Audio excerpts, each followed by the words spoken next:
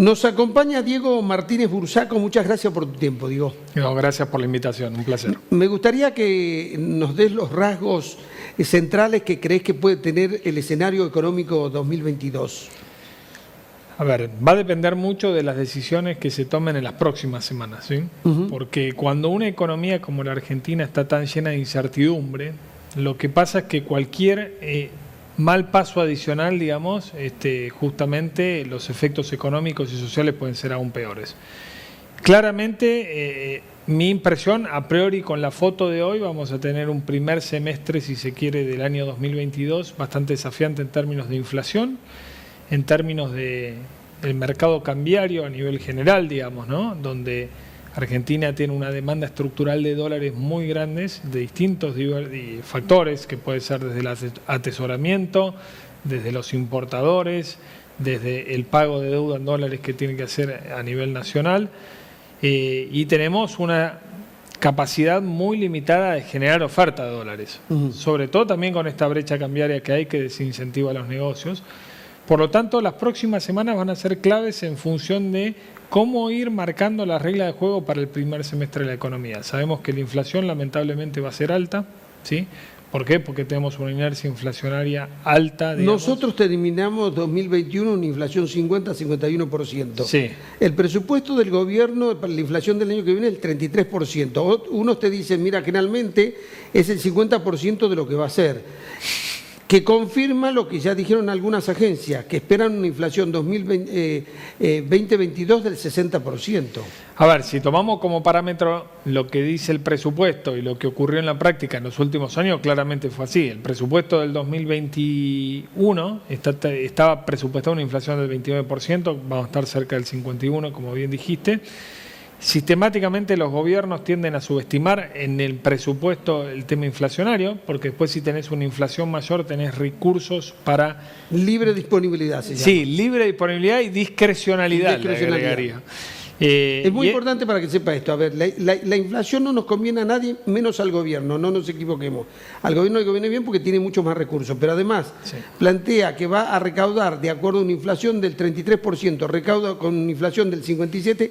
Esa diferencia tiene libre disponibilidad y lo puede hacer discrecionalmente, porque no está en el presupuesto. Así es. Es como que dinero que no lo tenía previsto recaudar. Sí, así es, y adicionalmente tiene una ventaja adicional, que te licúa el gasto en términos reales. Sí. ¿Por qué? Porque vos tenés partidas de ajuste del gasto, por ejemplo, de salarios del sector público, jubilaciones, etcétera, que van, digamos, muy ligados a la inflación, y después resulta que la inflación es superior a la presupuestada y eso te hace que también te achique la base del gasto fiscal.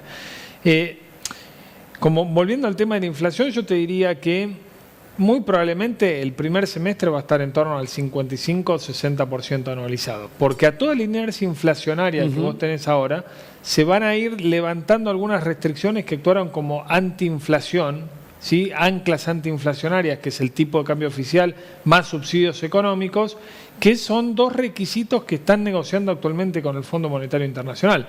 Por lo tanto, si hay algo de certidumbre es que sabemos que eso, digamos, los subsidios van a tender a bajar un poco y el dólar oficial a subir, y todo eso te genera más presión inflacionaria en el primer semestre del año. Después la suerte de la segunda mitad del 22 va a estar atada a cuán pragmático sea este gobierno o no, digamos, en torno a generar algo de confianza en un mar de desconfianza muy significativo, donde sobre todo los argentinos tenemos mucha desconfianza en la moneda. Fíjate lo que ocurre, nadie quiere tener pesos en el bolsillo, ¿sí? Si los tenés, los gastás, o en el mejor de los casos, el que tiene capacidad de ahorro intenta protegerse mediante distintos vehículos de inversión. Y bueno, y ese es el gran desafío. Un país que quiere implementar un programa económico con una alta desconfianza en la moneda y alta desconfianza en el gobierno, la probabilidad de éxito de ese programa es muy baja, ¿sí? Sí. Es como si queremos hacer funcionar un auto o un transporte y en vez de ponerle combustible le ponemos aire, digamos, muy probablemente no arranque ese transporte. Bueno, acá es lo mismo, se necesita recuperar la confianza porque cualquier medida que se anuncie sin confianza no va a tener significativamente cambios en el rumbo económico. El otro problema es las bajas reservas líquidas que tiene el Banco Central de la República Argentina. Me estaban diciendo algunos banqueros que hay gente que retiró los dólares.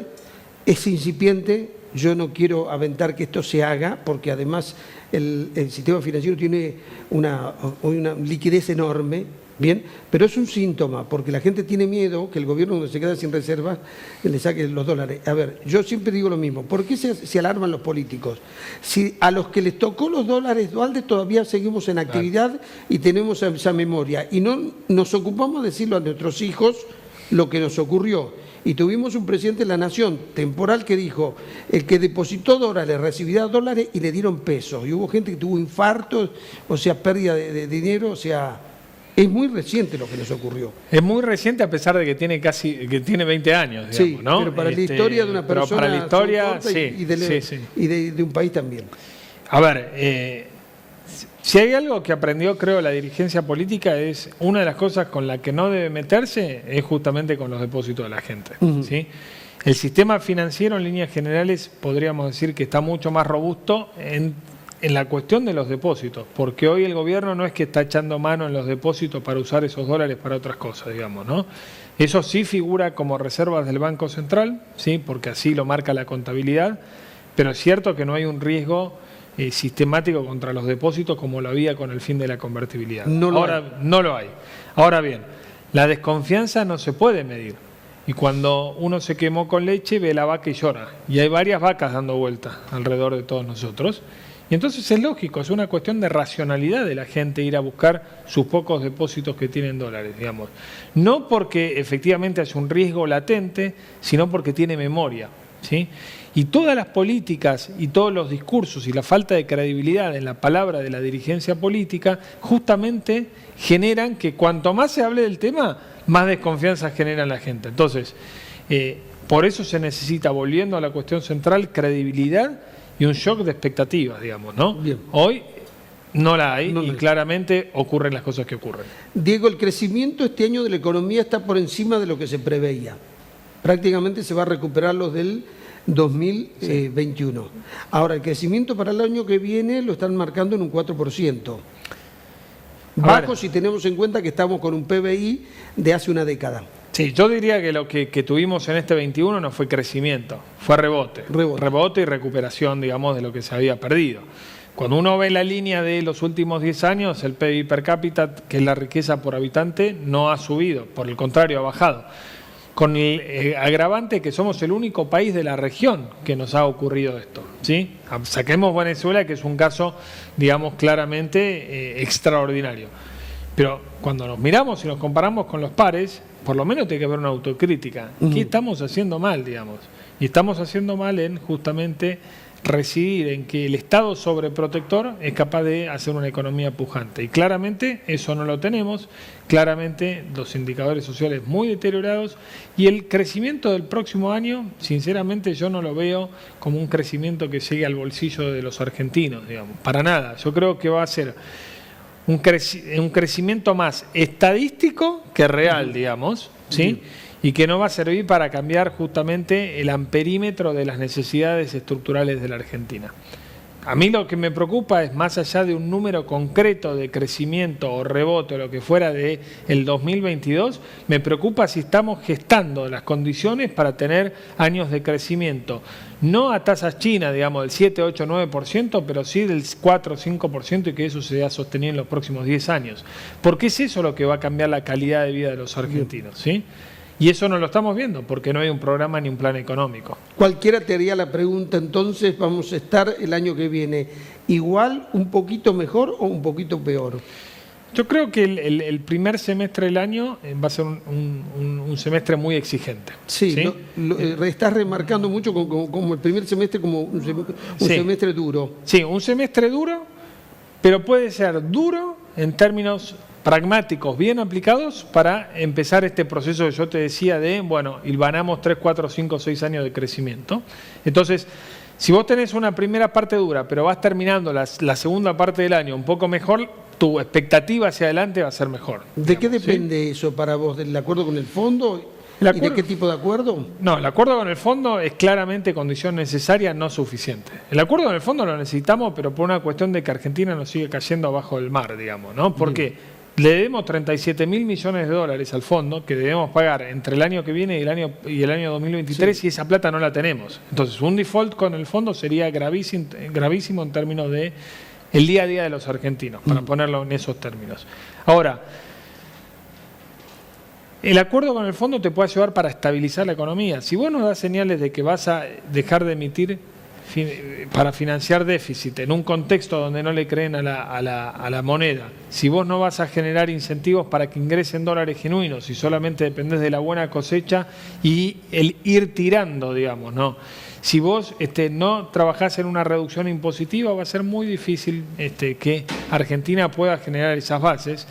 Y con el resultado, lo vuelvo a remarcar, el resultado concreto de que la situación social está muy complicada y la nominalidad de la Argentina es muy alta. ¿Sí? ¿Qué quiere decir? Que 50-60% de inflación es insoportable para cualquiera, ya sea para tomar una decisión de consumo, una decisión de inversión o una decisión de ahorro. No hay economía que pueda convivir con ese nivel de nominalidad. Y eso hay que bajarlo, si no, no vamos a tener ninguna estabilidad en el corto plazo. Ahora, digo varias cosas. Primero, un acuerdo con el fondo no se puede hacer en función de un ajuste, porque hoy como está la situación social, sería un caos. El gobierno, cuando uno quiere ver el tamaño del Estado en la economía, tenemos que pensar en la jubilación, en los subsidios, más la presión impositiva, la presencia del Estado es masiva. Entonces, lo único que le queda, me parece, el tema de bajar gasto en subsidios de tarifa, para lo cual políticamente no es políticamente correcto para el gobierno, y también el tema del combustible, ¿no? Sí, a ver, lo de las tarifas, empecemos por lo último, lo de las tarifas y lo del combustible, al ser un año no electoral, le da más margen al gobierno a hacerlo, digamos, ¿no? Porque, como bien decís, no es políticamente correcto, pero hoy también está totalmente distorsionado eso. Se está subsidiando a una parte de la sociedad que tranquilamente puede pagar tarifas más altas, digamos, ¿no? Y aparte, vos lo que no haces es que al restringir los precios, al restringir el mecanismo de precios, lo que estás también limitando es la inversión futura. Sí. Es decir, ¿a qué costo vos estás generando parates en la tarifa de electricidad, de gas, de los combustibles, al costo de que no haya inversión de reposición de stock? Y va a llegar un momento donde Argentina va a tener que volver a importar gas, petróleo, etcétera, ¿sí? Porque no hay inversión. Entonces todo eso de alguna u otra manera no se paga con tarifa, pero lo pagas con déficit fiscal. Y después, a ver, el camino es el siguiente. No hay una receta mágica que diga uno adopta esto y cambia radicalmente la mano. Son señales para reconstruir la confianza. Yo no digo de bajar el déficit fiscal, vamos a estar cerrando aproximadamente en 4,5 puntos, 5 puntos del producto este año, y para el año próximo también una cifra similar se maneja. Ahora, si vos no vas dando señales de que eso lo vas a ir achicando y que no vas a emitir moneda, va a ser muy complicado, digamos, ¿no? Va a crecer la desconfianza sobre el peso. Entonces, lo que hay que hacer de alguna u otra manera es enviar señales y tener coherencia y sentido común. Vos escuchás que los hacedores de política económica te dicen, bueno, necesitamos tener exportaciones vigorosas, que es la única fuente genuina de creación de dólares. Ahora, tenés retenciones por todos lados, tenés prohibición a la exportación de carne, tenés que la ley del conocimiento del software, que era una ley muy buena, la pararon un año en el Congreso, hasta tanto, digamos, no sé, hacían cambios muy minúsculos, y tenés una brecha cambiaria, así, de casi 100%, que desincentiva, digamos, también la exportación. Porque ¿qué incentivo tiene alguien a exportar $100 si cuando después te obligan a vender esos dólares que vos cobraste de tus exportaciones, cobras el equivalente a $50? ¿Sí? Claro. O tenés que ser muy competitivo, o eventualmente hay un desincentivo muy grande, que eso frena todo lo que es la innovación, la inversión y en definitiva todo lo que es la creación de empleo de genuino para la Argentina. Bien. Para terminar, hacer una síntesis. Vos lo que decís, prestemos atención a lo que viene en las próximas semanas hasta fin de año, veamos cuáles son las medidas del gobierno, eso va a determinar quiénes van a tener incentivos, y si los incentivos están adecuados, podemos esperar que la economía tenga algunas buenas noticias. Pero en este panorama, así como estamos, es una economía complicada. Lo que hay que saber, y hay que decirle quizás a los argentinos, es que lamentablemente ordenar y estabilizar parte de la economía va a ser con un esfuerzo. Ya estamos en una situación de mucho esfuerzo. Bien. Pero eso dependerá del pragmatismo y sentido común de este gobierno. ¿Se puede revertir? Sí, se puede revertir, pero la desconfianza es tan grande y generalizada que cuanto más tiempo se vaya perdiendo, más difícil va a ser revertirla luego. Entonces, claramente se necesita cierto sentido común y acuerdo entre todo el arco político sobre 3 o 4 políticas que no se tienen que tocar independientemente de quién gobierna. Pero bueno, es casi utópico pensar así en la Argentina y es por eso también que estamos como estamos. Bueno, Diego Martínez Bursaco, muchas gracias. No, muchas gracias a ustedes. Los que quieran volver a ver la entrevista, los que la quieran recomendar, puntodepartidatv.com o CCC Go.